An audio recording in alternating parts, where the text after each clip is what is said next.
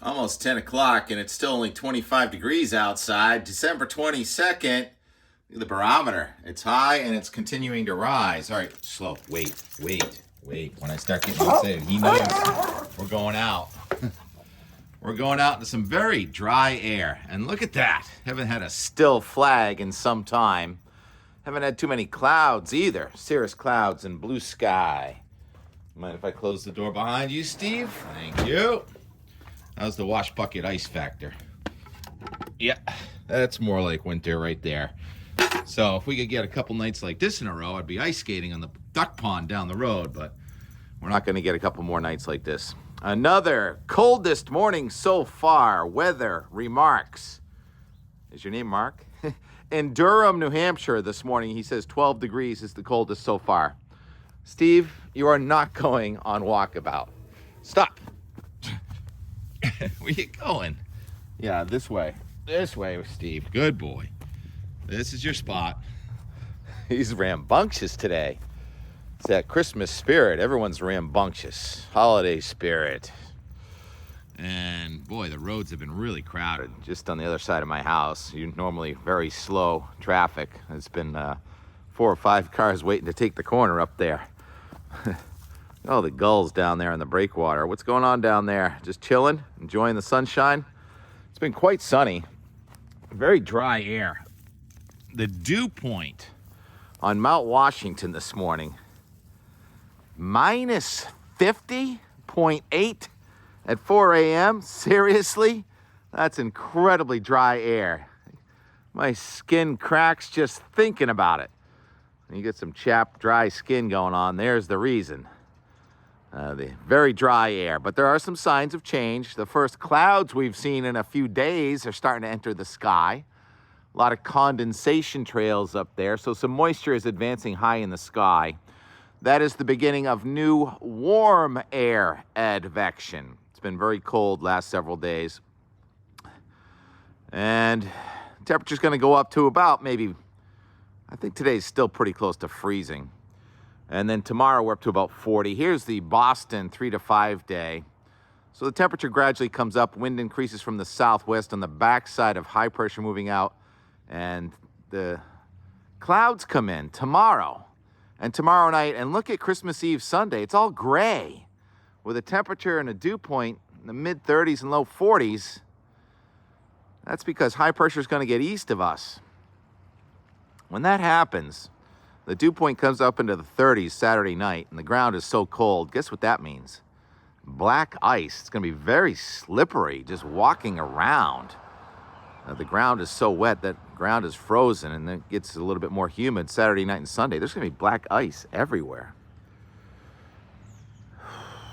So the ski areas are recovering. Sunday River, yeoman effort. Not all heroes wear capes. Some wear high vis, was the caption yesterday. Look at the construction zone in front of the base lodge. Oh my goodness. Rebuilding. So Sunday River reopening tomorrow for pass holders. A beautiful shot from Sunday River this morning with the sunshine. So at least it's been good weather for rebuilding these ski areas. This morning at Jay Peak, I love this shot. It's snowing up. Usually it snows down from the sky, but it's snowing up. Power blizzard hour 76 happening at Jay Peak. Tram side opening back up either today or tomorrow. It's made tremendous piles of snow. So, of course, the terrain is going to be limited, but the terrain is going to be in really good shape if you're going skiing. I don't think I have time to do a snowcast. It's almost noontime, 2 days, 3 days before Christmas. I got other things to do, but the snowcast would say stick to the groomers. And there is going to be some snow this weekend. Let's go to California. Rocky Butte, California has had 15 inches of rain, and there's another system in Southern California with more flood watches and warnings near Los Angeles and San Diego. Snow level pretty high, 8,000 feet, those southern mountains. So the Sierra Nevada is not getting this. Anyhow, one after another systems coming across the nation. Here comes one in the middle of the nation. Tomorrow, there are dual warm fronts, one to our north and one to our southwest. That's the beginning of the warm air advection. High pressure gets offshore. And then with a strengthening high in southeastern Canada and high pressure offshore here on Sunday, Christmas Eve day, Look at the blue over New England. Some snowflakes in the air. Look closer at that in a minute. But the system in California today, at that point on Sunday, is a huge storm system, stretches from Canada to Mexico, snowing from North Dakota to Arizona on Christmas Eve day. Here in the Northeast, we're going to be cloudy with just some light mixed precipitation, maybe some drizzle going on with a wind from the east here. I can show the NAM high res over the next couple of days. Just some elevation snows. Maybe Killington gets an inch or two of snow coming in late tomorrow night into Sunday. So there could be some fresh tracks and some green around. And so that means some rain showers and a lot of low-level moisture. This is going to be low-level. It's going to be an inversion. And again, icy underfoot Sunday into Monday. No, there's not really any chance. Well, it's never no chance, but 99% likely that most of New England is not getting any new snow for Christmas Day. Matter of fact, another system coming out of the Midwest, that one we just saw. Let's go to the national big picture, put this in motion for the European model from pivotalweather.com. We're going to get this bulbous ridge in the southeastern United States, pumping warm air ahead of that system crossing the nation. Looks like quiet through about Tuesday before rain showers come in here Wednesday. Green is rain, of course. And then there's a sharp front to our north, but it doesn't look like it's progressing south until after we get at least one low to go by. Thursday looks like a wet day. And then it's Thursday night and Friday, additional low pressure forming on the front. Very cold air coming in probably Friday or so, with rain changing to snow in our mountains. And the early call on New Year's weekend is cold and windy with maybe some upslope snow. So once again, no big snowstorms around here. Good for mountain operations, another 24 hours or so, but then those are going to have to shut down the snowmakers, and then they'll come back on about Thursday night or so. The 10-day snowfall forecast across the United States, southern Canada. Meager. That's all I can say. Meager. A little dusting around here on Saturday and Sunday, and then next Friday and Saturday we get a little bit more. So it looks like this is going to be one of the brownest Christmases on record for much of the lower 48 United States. Kind of sad. We had a good run there for a while, though. And it's bound to change again in January, but I'm not really seeing that much great signs. Interesting watching Greenland on this 850 map. It was so cold in Greenland this week. I had to check out what's going on. Watch the cold as the purple it lifts out, and it tries to come back again a little bit late next week. But what you really notice is all the yellow in much of Canada. So the deep cold keeps trying to take stabs at us, but lifts right back out. So no serious Arctic invasion forecast yet. Now, some of the guidance has been waffling all over the place, like the GFS that goes out to January 5th. One time it showed rain, the next time it showed just freezing cold. So Joe Bastardi is still bearish on turning much colder into January, but here we are on the verge of January, and no sign of it coming in and holding.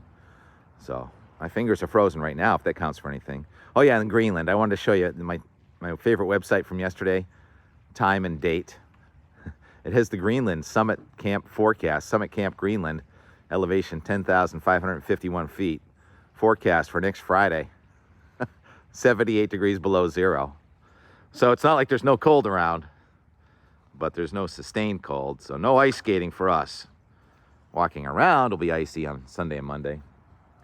T-Rex, see, he gets tied up around here. He hears Mommy making breakfast, I think. Or lunch. What time is it?